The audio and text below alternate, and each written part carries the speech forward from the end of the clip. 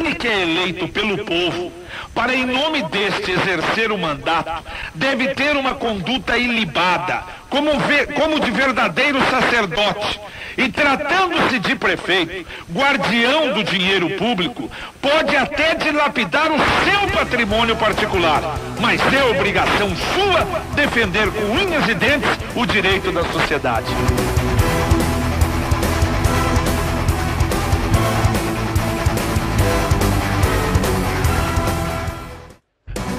Na verdade, quando eu iniciei, eu até pensei que essas coisas, uma vez não envolvendo dinheiro público, não tinha problema nenhum. Essa tramóia, né? Todo esse mar de safadeza que aconteceu naquele momento. O segundo secretário leu a matéria, a maioria dos vereadores estavam desatentos, o presidente botou em votação e foi aprovado. E eu falei, não, pronto, não tem problema nenhum, vamos fazer o que tiver que ser feito.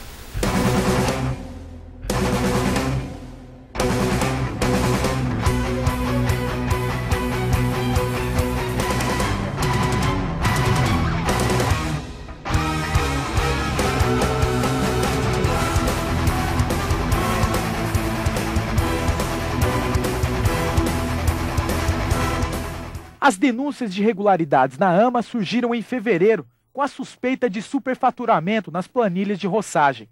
Em Londrina, 300 mil metros quadrados de área eram limpos todos os meses. Mas a AMA estaria pagando à empresa de serviços Tâmara o equivalente a 2 milhões de metros quadrados. Diferença que, ao final de 3 meses, teria causado um rombo de R$400 mil aos cofres públicos. O que eu me recordo bem é de uma data em que o hoje procurador de justiça Bruno Galati entrou na minha sala, eu era promotor da 4ª Vara Criminal, e disse, olha, surgiu uma situação que envolve uma possível improbidade administrativa referente a um contrato de capina e roçagem, e eu preciso de medidas no âmbito criminal, então eu preciso que um promotor criminal atue em conjunto comigo nisto. E quando surgiram as primeiras informações de supostas irregularidades na AMA e na Comurb, nós começamos a repercutir na Câmara de Vereadores. Aliás, a denúncia ela chegou no gabinete da vereadora, à época, Elza Correia. Trouxe até a gente e nós começamos a repercutir. Só que nós tínhamos naquele momento muito pouco respaldo. A própria sociedade civil organizada, ela não estava ainda sintonizada, mobilizada porque também não se achava que a questão era tão grave como se apurou depois. A preocupação, porque o Bellinati era um homem, o prefeito, extremamente bem articulado, né? Ele era um mito naquele momento, ele levou um bom tempo para se tornar mito e tinha relações com os poderes constituídos, com o governo do Estado, com Jaime Lerner, né? E com as instituições bastante forte. Mas se eu ficasse com aquelas denúncias nas minhas mãos, eu seria conivente. Uma grande maioria de vereadores, eles não estão atentos. Às vezes acaba votando porque a votação é meio simbólica. Os vereadores favoráveis permaneçam como estão, os contrários se levantem. E eu, num determinado dia, depois de ter passado muitos meses, eu chamei o requerimento para pauta, no final do expediente. O segundo secretário leu a matéria, a maioria dos vereadores estavam desatentos, o presidente botou em votação e foi aprovado. Aí o Chico Mestre, vem aqui, Orlando, vem aqui, Bonito, faz favor. Me chamou numa sala lá e pegou o telefone, ligou. Ó, fala aqui, quer falar com você. A quem? Eu cocatei, do outro lado da linha, Bellinati. Ô, meu irmão, me ajuda aí e tal. Daí eu cheguei até tremendo, falei, quem? Bellinati, né? Me ajuda aí e tal. Eu fiquei olhando e pensando, poxa, mas eu te ajudar, Bellinati? A pressão, ela é assustadora. Não pensem vocês que não, por isso que muitas pessoas assumem esse papel de denunciante, de cumprir, de ir lá e mostrar o que está acontecendo, por medo. Se eu disser para vocês que eu não tive medo em nenhum momento, eu estaria mentindo. Eu sou um ser humano e tenho as minhas humanidades, as minhas fragilidades humanas. Eu tive medo porque eu fui ameaçada, porque meus filhos foram ameaçados, porque eu me senti absolutamente sozinha e abandonada, até que se constituísse o movimento pela moralidade. Então, à medida que a sociedade se organizava, eu fui também me sentindo mais forte. Mas eu fui detonada na Câmara de Vereadores. Quais foram as ameaças? De morte. Foi assim, mesmo pressão, não o próprio Belatti, mas daquele grupo, o pessoal partidário, o pessoal que gostava muito dele e tal. Então, houve muita pressão, sim. Eu tive até medo mesmo, assim, com a minha família e tal. A gente fica com medo, né? A situação ela foi se tornando tão grave que os discursos que nós fazíamos lá na Câmara de Vereadores era que a questão mais importante daquele momento na cidade era realmente investigar o que estava ocorrendo do outro lado da Câmara de Vereadores, no outro prédio.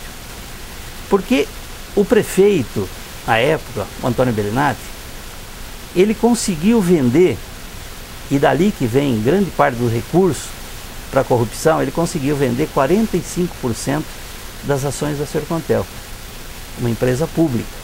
45% era uma fortuna de dinheiro à época. Era uma barbaridade. Eu e poucos vereadores votamos contra a venda dessas ações, e com a venda dessas ações acabou entrando os cofres da prefeitura mais de 100 milhões de reais. E aí o dinheiro começou a ser pulverizado para vários lugares, e que aparecem as empresas fantasmas, e que aparecem tantas questões, né, que com a evolução das investigações foram surgindo. Como é que se faz corrupção? Se faz corrupção de duas formas. Superfaturando, que é o que a gente viu aí na saúde agora. Então, superfaturar um contrato, se o serviço custa 100, eu vou receber 100 da prefeitura, e eu quiser desviar alguma coisa, eu vou ter que prestar R$90 de serviço, para sobrar 10, que é esse dinheiro. É como no Brasil, a história do Brasil recente, né? Ela mostra que nos momentos críticos de corrupção, de desmame, desvio, antigamente acontecia desfile de Miss, né? Ou jogo de futebol, alguma coisa para desviar. No caso específico de Londrina, foi também a questão das semifinais dos Jogos Pré-Olímpicos, que o prefeito trouxe para Londrina, né? Para desviar um pouco a atenção, só que não deu certo. E ele foi vaiado, foi um coro, né, xingando ele lá no estádio. Isso era uma demonstração que Londrina inteira estava reagindo contra aquilo tudo. Então tudo que foi montado, né, toda a parafernália de trazer gente para a Assembleia, de tentar silenciar, de tentar calar as vozes que se levantavam, toda aquela violência, aquele corredor polonês que a Câmara de Vereadores teve que passar, os que eram a favor da comissão processante, não silenciou, né? Eu, por exemplo, fui inclusive impedida de votar pelo juiz Sichok, que entrou com a liminar da noite para o dia, que as liminares para nós sempre são muito demoradas, mas imediatamente saiu, que eu estava impedida de votar na cassação, porque o meu voto já seria conhecido. Quando, na verdade, o voto daqueles que o tempo todo também se posicionavam na tribuna da Câmara, dizendo que eram contra a cassação, esses puderam votar. A demora da imprensa, a demora da sociedade em se dar conta do que acontecia.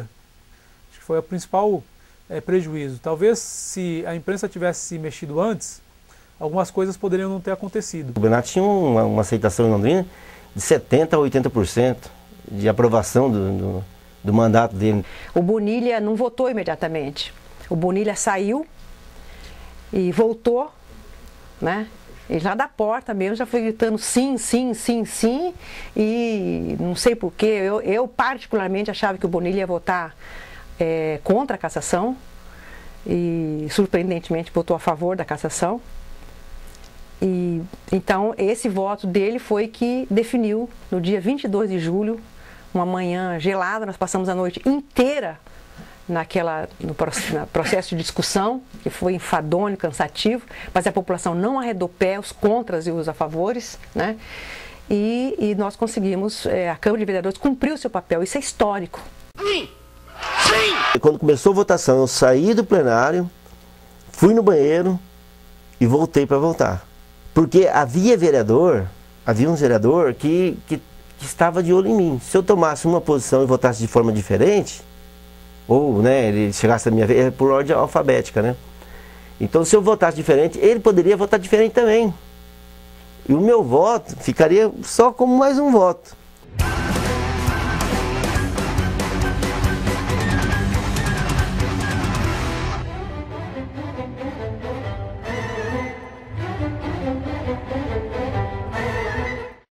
Isso que a gente lamenta, né? Que, se eu não me engano, são mais de 30 ações que foram impetradas na época pelo Ministério Público. A maioria dessas ações ainda não estão nem em segunda instância, ou seja, passados aí mais de 10 anos, mais de praticamente 12 anos, não houve realmente um julgamento final.